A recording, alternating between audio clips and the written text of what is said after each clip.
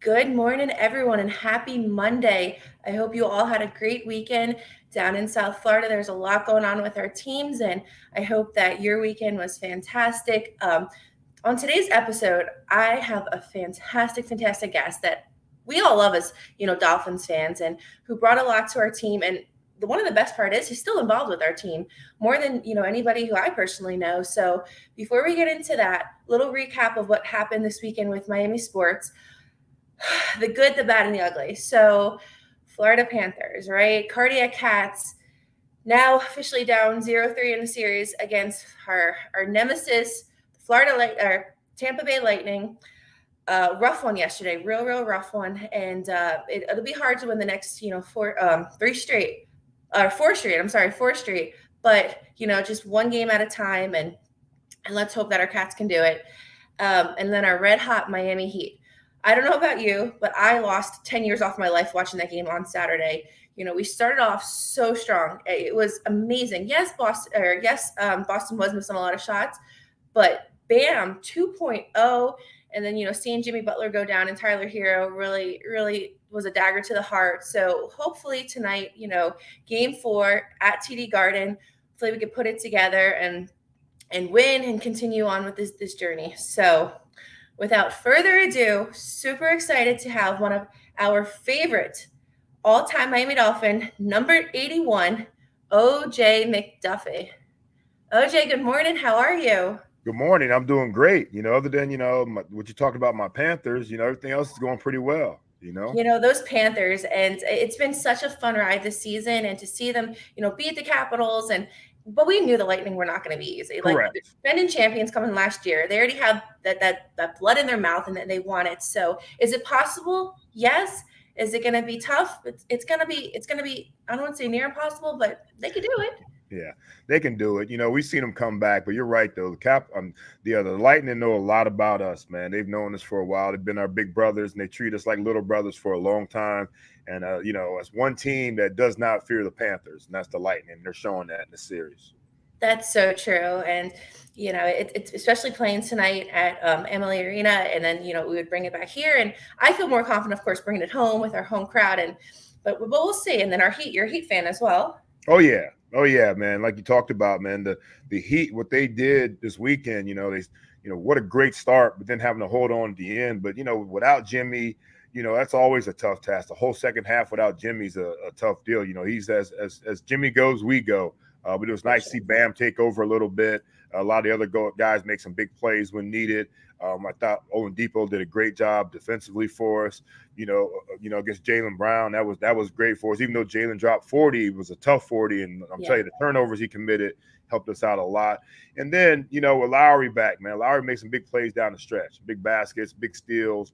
So I think it's Coach Spo and Riles, what they've done to put this team together has been very, very special, man. And the time those guys spent hurt during the season is helping us now during the playoffs with guys like Gabe and those guys getting a lot of running time. Oh yeah, no, Gabe Vincent, Max Strus, even Duncan when you need him off the bench. There's a lot. There's so much talent, yes, on the court, but on the bench. Yeah, we're deep. It's been fun. It's been fun, and we definitely need Jimmy. But I want to know what those trainers and Celtics, these guys go down like they lost an arm and a leg, and then they come back like the Holy Spirit came through them. Like you'd never know. I mean, it's literally they're in. So whatever they're taking back there, those trainers, I need them for everyday aches and pains for life because they're magical.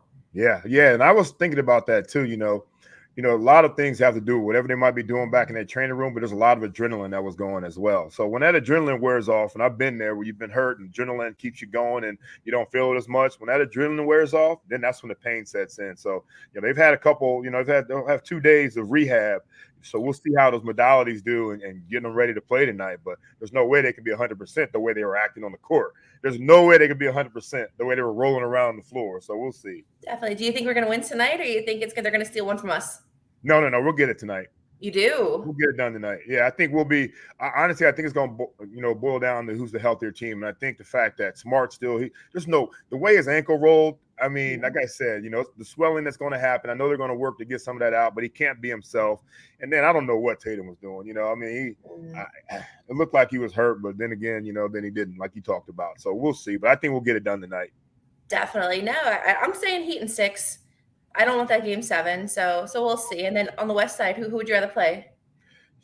Man, I'd rather play Dallas, but that doesn't look like it's going to happen either. Nobody wants to see the Warriors right now. The Warriors are the old Warriors right now, man. They, the way they play team ball, move the ball around.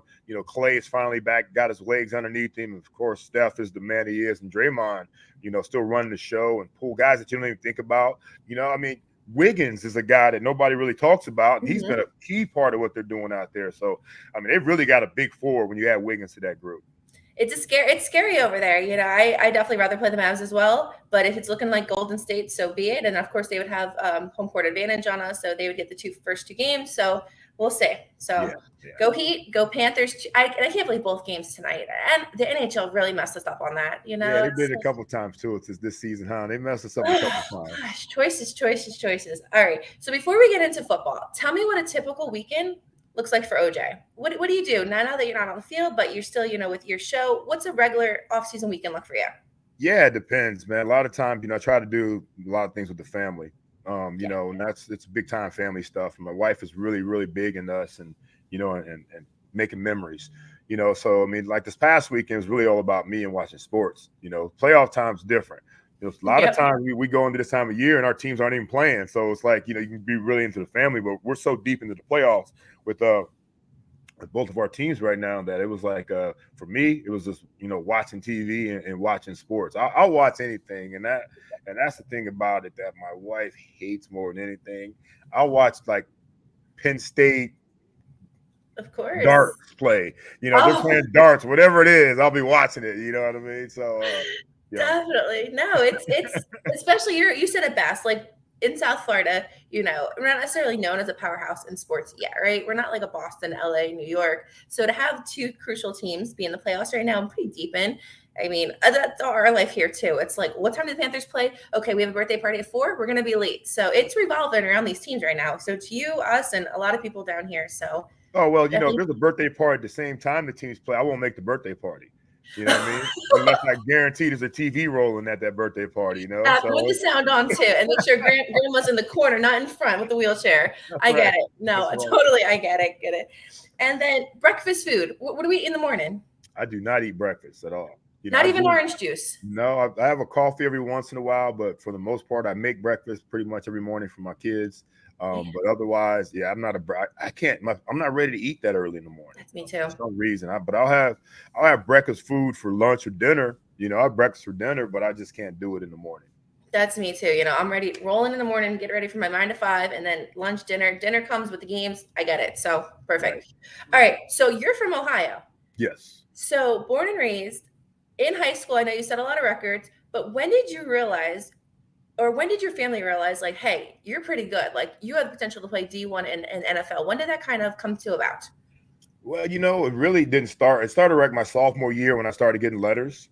I started getting letters from, from smaller schools in Ohio, a couple schools from Indiana.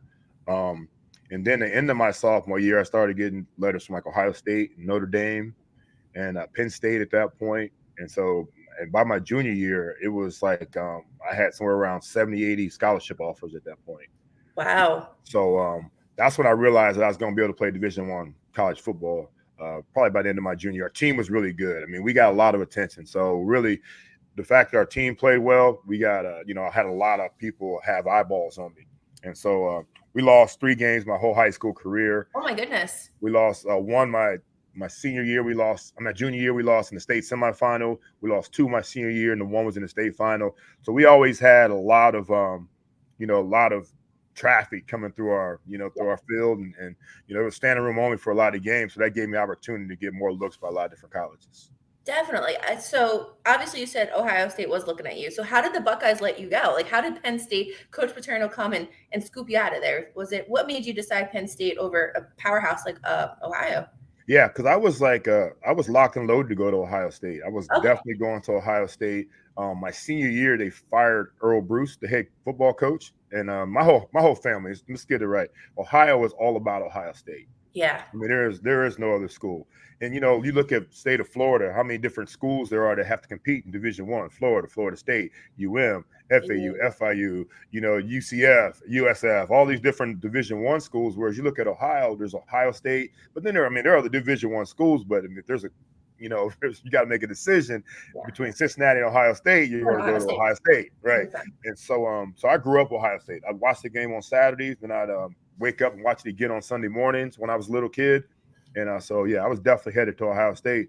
But then they fired Earl Bruce and they brought in this guy, John Cooper. And my mom and John Cooper, my mom didn't like him. And so it was like, damn, what am I going to do now? So then he became, either Lou Holtz at Notre Dame or Joe Paterno at Penn State. And obviously I went to Penn State and played with Joe.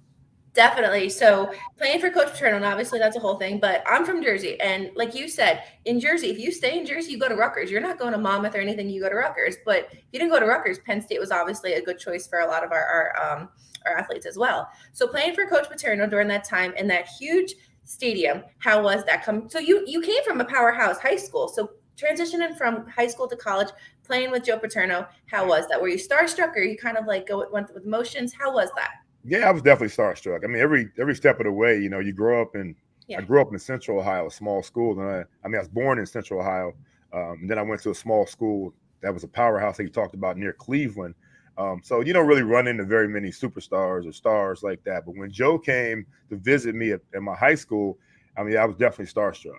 I mean, you see this guy, and they had just come off of winning the 82 national title, the 86 national title on the cover of Sports Illustrated. So he was a big little man at that point, And so, and when he came to visit, I didn't really talk to him that much. He really sat there and signed autographs and talked to all the rest of the kids more than he talked to me.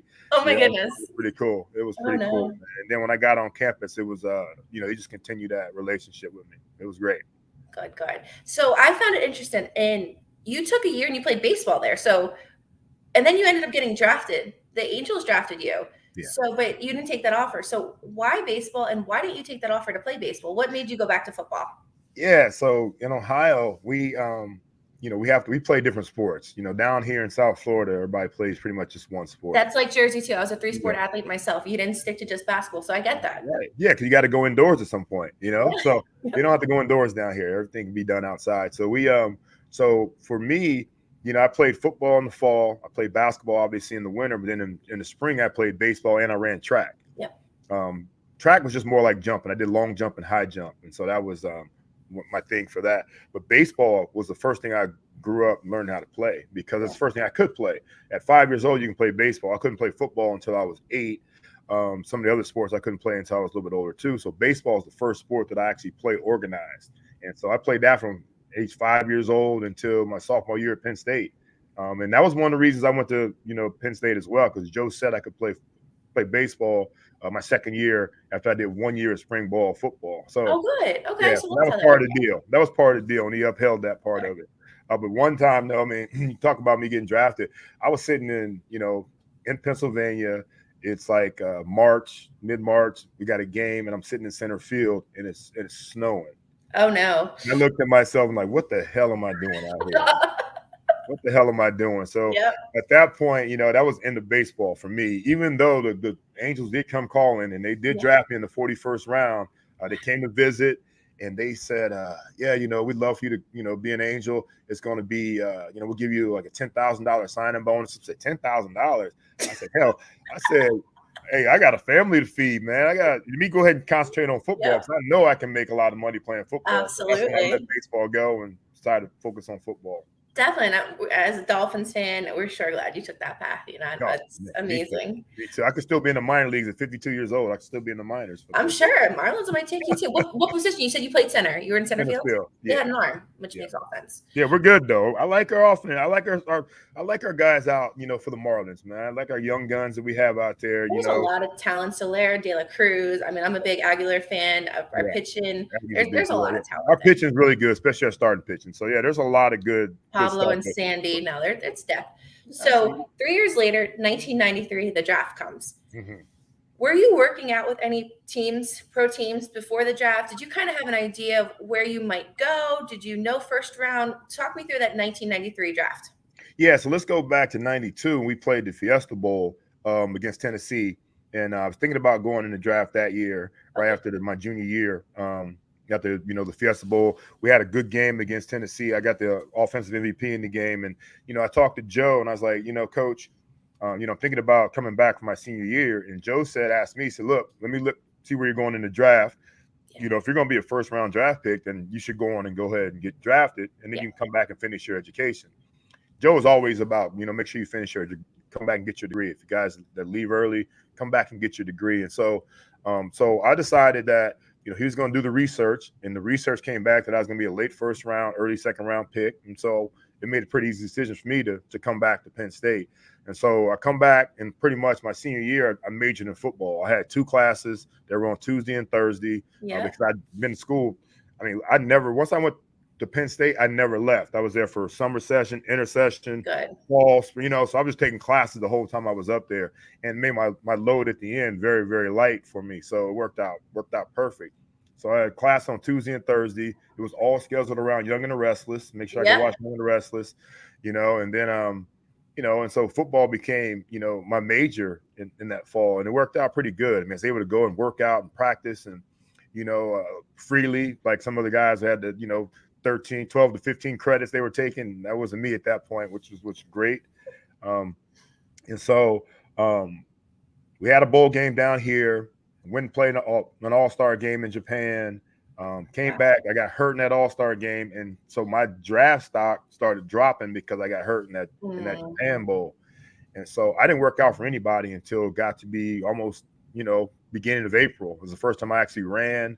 I did all the interviews and things like that. But for me, workout personally, it was just that one time I worked out at Penn State. And there were a lot of people there. Thank goodness. There were a lot of people there to see, see me work out. And, so at that point, I was projected to go somewhere around 20 to 25. Okay. And so that's because most of it was because of my injury. But there were 2 wide receivers that were definitely better at that point. Curtis Conway out of USC and Sean Dawkins out of UCal. So there were some good players that could play.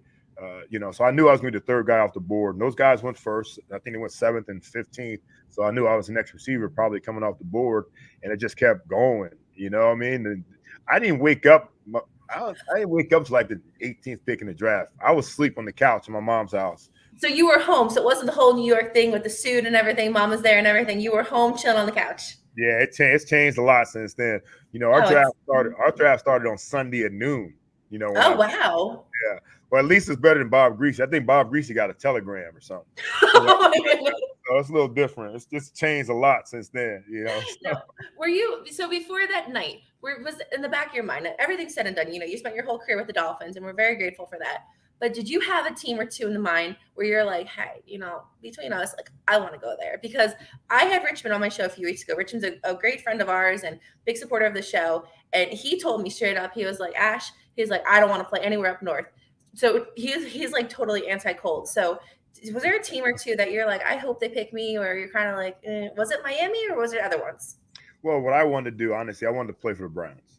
Sure. I wanted to play for my hometown team. And that would, and one of my hometown favorites is Bernie Kosar. If I could have ran routes for Bernie Kosar, that'd have been, a dream come true for me. Yeah. If not for the Browns, I wanted to go, to Pittsburgh or Pennsylvania, or Philly, because I was stuck in central Pennsylvania for like 5 years anyway. They loved so I like both of them. East and West, there was really good teams on, both sides of me too. And if I couldn't get those 3 teams, I wanted to go warm. So I got Warm, I got Marino, I got Shula. So you couldn't beat that combination there. Right so there. Talking about Marina Shula, so Richmond told me that when he got drafted in 1990, the first person to call him to let him know, hey, the Dolphins are going to get you, was Shula. Who made that call to you? Who in the Dolphins organization called you to let you know, hey, OJ, you're coming down, we want you? Was it Shula or? Yeah, it was Shula. Oh, good. Okay. Yeah, it was Coach. Coach was the guy that called me, and it was great. He asked a silly question, in my opinion. He said, would you like to be a Miami Dolphin? Who the hell wouldn't want to be a Miami Dolphin? Oh, my goodness. I mean, I'm a wide receiver, and you got Dan Marino as your quarterback. That was a silly question. No. But, yeah, it was a great call. The only call I got, as a matter of fact, was from Don Shula, and it was obviously the best call of my life. Oh, definitely. And your family, how'd mama take that, knowing that, because obviously if she was in Ohio, Pennsylvania, College Park was right there, College Station. How did she feel about you, her baby leaving, going down to Miami? Did she take it well, or did she come by the house? How did she take it? Yeah, she took it well. She was just happy we were in the league, man. Mama, we made it. You know what I mean? And that was the most important part of it. And now that we had a couple bucks in our pockets, she could fly back and forth as often as she wanted. And that's what she did for years until I got her to finally move down here. I said, Mom, what the hell are you still living in Cleveland for? Oh, my goodness. We were the only ones in Cleveland. The rest of our family lived in Central Ohio. So, the fact that she was staying and she loved Cleveland. We loved Cleveland, and we still love Cleveland, but I mean, you'll always have love for your home. I mean, even I always tell people, born and raised in Jersey. Jersey is always home. It's a part of us. But you grow and you're in Broward right now, right? You live in Broward, so you stay here. Yeah. Oh yeah. I'm not going back to Ohio. The hell with that. I've been here most of my life, so this is home. This is home. When your wife and kids, you guys are established. So walk me through those first few weeks and months. So you come down here, Penn State, say bye, Coach Paterno. Which is amazing. You go from Coach Paterno to Coach Shula. Talk about two great coaches, possibly some of the greatest coaches to ever coach the game. So you leave Penn State, come down here. You have Don Shula, breaking records, one of the best coaches. And then you have Dan Marino, future Hall of Famer, knowing that you're going to be catching passes from him.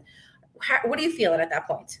Yeah, it's nerves really more than anything. Think about it. I mean, you dream about going to the NFL as a kid, but then as you go along, as a kid, you're just thinking, I'm going to play junior high ball, then I'm going to play high school ball, and you realize you got a chance to play college. And then after you play college, you get, you play well, and you say, well, damn, I'm realizing my high school, my childhood dream of playing in the NFL. So when I got down here, it was the same thing when I saw Joe Paterno. And you look in the locker room, and you got guys like Marino and guys you play Madden with, Yes. That's what I always think about. These guys are the guys I was just playing Madden with in my dorm or my apartment back in school, and now I'm on their team, So it was it was pretty cool walking that locker room, nervous as hell, scared as hell. And anybody that says they weren't nervous or scared as a rookie coming in this locker room, they're lying.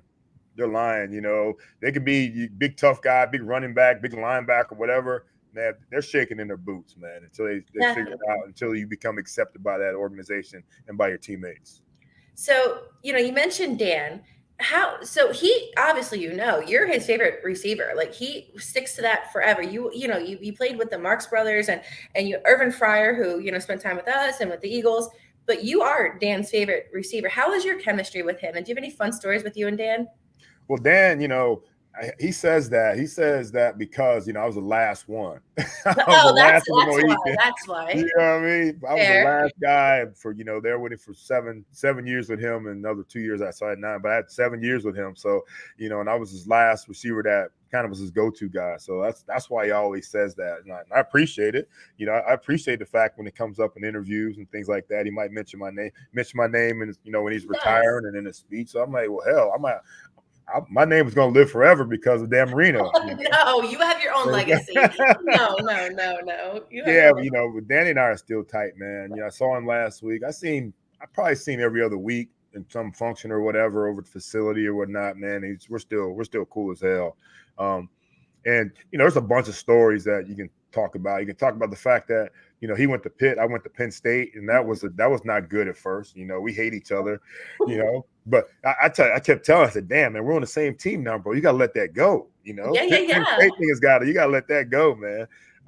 The time he made me learn my school fight song, as kind of a thing. Yeah, the thing about it then too was back in 1993, the internet wasn't like it is now. You could research and find, and during training camp, everybody's trying to get as much sleep as possible. Me, I'm on the phone trying to learn the damn fight song at 2, 3 o'clock in the morning, knowing we got to be up at 6. And Danny did that on purpose, man. He wanted to make it rough on me, man.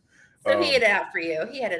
Yeah, he did. And it took a little while for him to, to love and trust me, because that's what it's all about when it comes to a quarterback and wide receiver relationship. It's about trusting that the wide receiver is going to do what he's supposed to do when he's supposed to do it, be where he's supposed to be when he's supposed to be there, and then make the play. And for me, learning the offense was the hardest part at the beginning because it was like that offensive playbook was like, it had, like, in my opinion, zero rhyme or reason. It's all memorization. And there's some guys that have been in that offense for 8, 9, 10 years. And so it was like, back of the hand for them. So it's just me about getting in those books. And then, then you had guys like Tony Martin, Irvin Fryer, you know, Mark Ingram. We had Super Duper was in camp at that point. So it was really impossible for me to get on the field at that point anyway. So that's why at the beginning was just a return guy, returning kicks and punts. And, you know, and I'm getting in where I fit in. And did you ever catch a pass and like either spike it or throw it into the stands that like it was a record-breaking pass that you shouldn't have, and you're like, oh man, that ball shouldn't have went out there? You ever have one of those where like Dan might have added more like flame to you? No, Dan let us know every time he was up against a record going into a game. Okay. So we knew he needed 1 touchdown pass or 2 touchdown passes. He let us know. He said, look, on my 2nd touchdown pass, you know, I'm gonna need that football.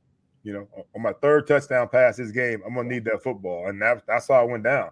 You know, like I caught his 399, 400, 401 against New Orleans, but we knew that 400, the second one had to go to Dan. And sure enough, you know, he came to me. I've never seen him run that fast. You know, that football, you know. So yeah, so we got to take care of. Oh my goodness. No, that's oh wow, goodness.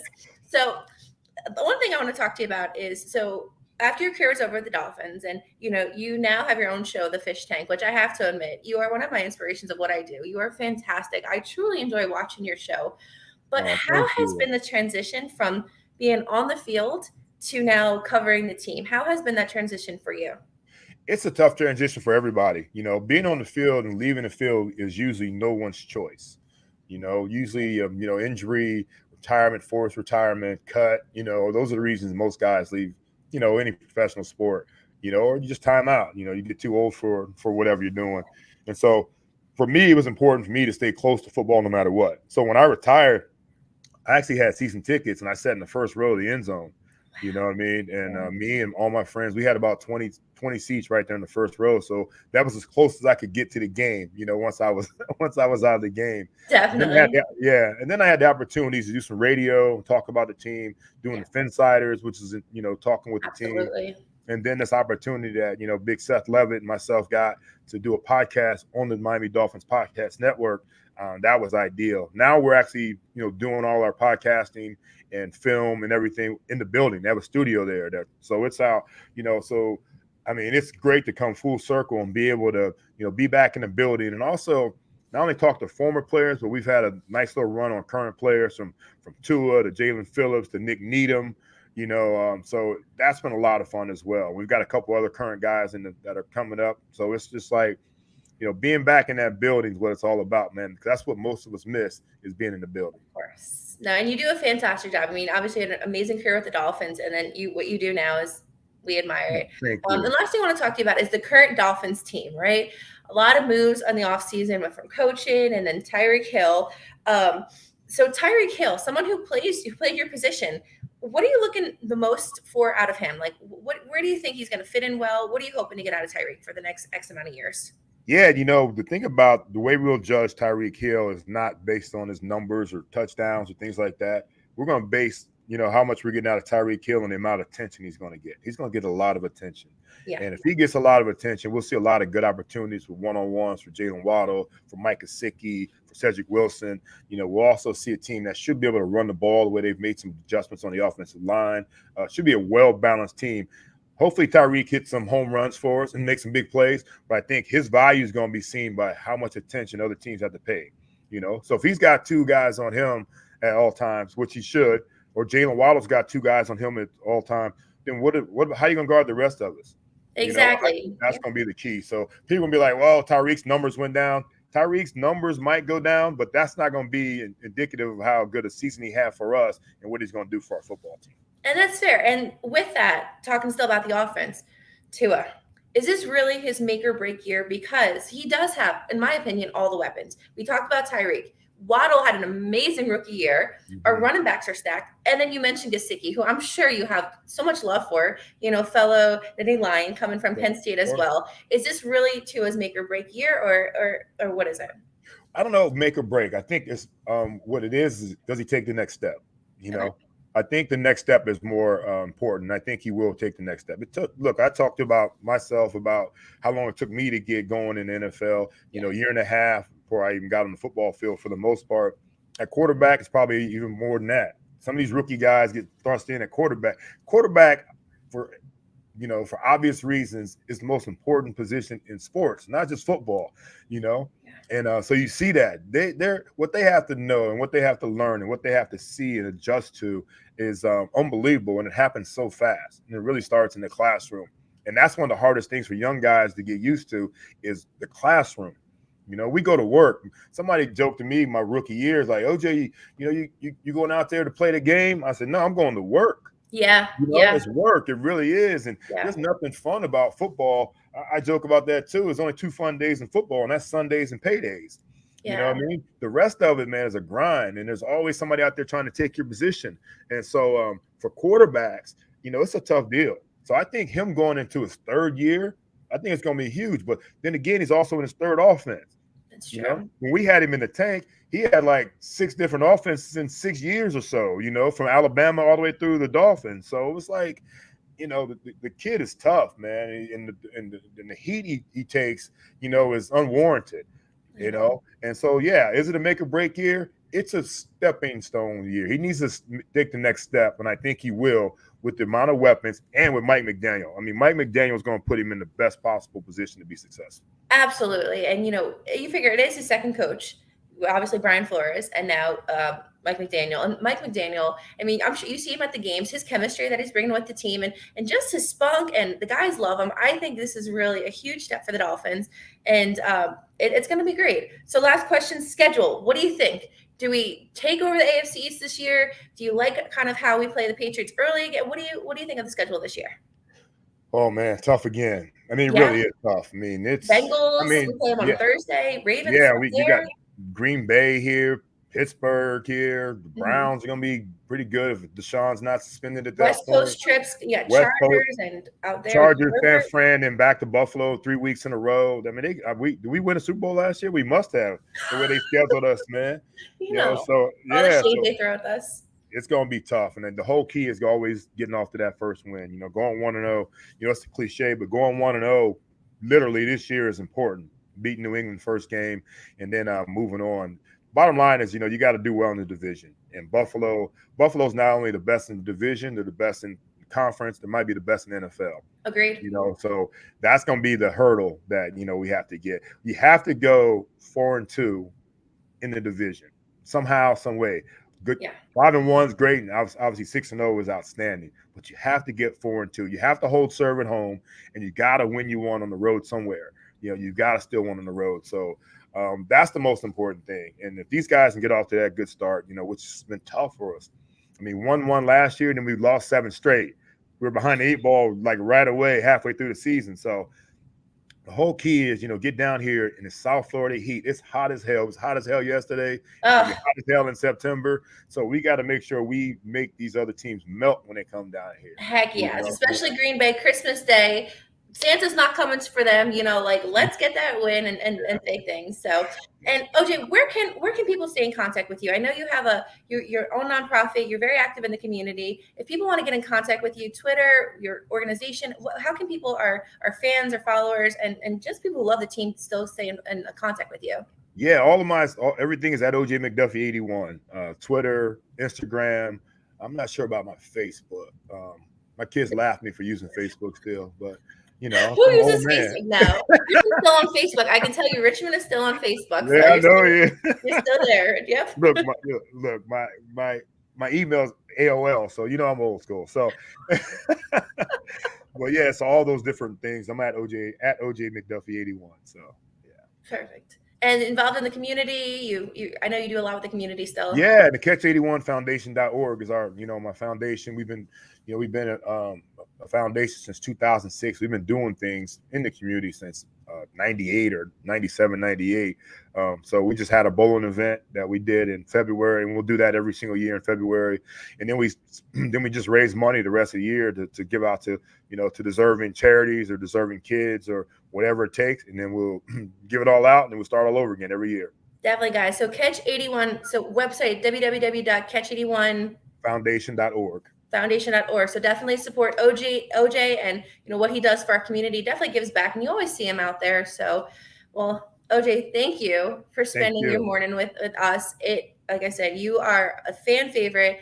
we adore you. And the fact that you're still involved with our team and such a face for the team, we love it. So keep doing what you're doing. You know, you're fantastic. And any way we can help as fans, you let us know. But definitely, guys, look at the foundation, www.catch81foundation.org. Support OJ and all the great things he does. So, OJ, go Heat. Go Vamos Heat. Patos. Go Marlins. And hopefully maybe catch you at a game Wednesday. Thinking about going Wednesday? Thinking about it. Definitely thinking about it. We'll definitely see you there. And hopefully, you know, maybe we can end the series by Wednesday. Win tonight. When Wednesday, it'll be over. So that's right. Cats need all the prayers in the world. So right. Thank you, OJ. Catch you later. Take care. You too. Bye-bye. Bye. Okay, guys. So that was amazing. Obviously, OJ is such a crucial part to our organization still today. And definitely go ahead and support his organization, www.catch81foundation.org. That's a big thing that I know he does is on and off the field. He definitely supports our community. So please go and show him love. So that's enough for now. You know, guys, work your regular day because tonight at 7 o'clock, we have our Panthers Lightning game 4. Hopefully, you know, day by day, we get another win or we get a win on that series. And then, of course, Heat at 8:30, game 4. Definitely would love a win today to, you know, take more from Boston and then bring home the series. So until then, go Heat, go Panthers, and have a great Monday. Bye, guys.